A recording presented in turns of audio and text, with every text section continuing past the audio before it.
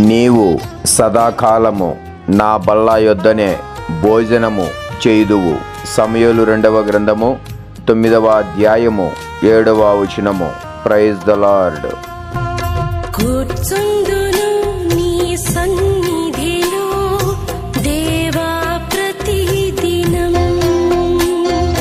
ధ్యానింతును నీ వాక్యమును దేవా ప్రతిక్షణం. నిరంతరం నీ నామమునే గానము చేసెదను, ప్రతిక్షణం నీ సన్నిధినే అనుభవించెదను. ప్రతి విషయం నీకర్పించెదా, నీ చిత్తముకై నీవేచెదా.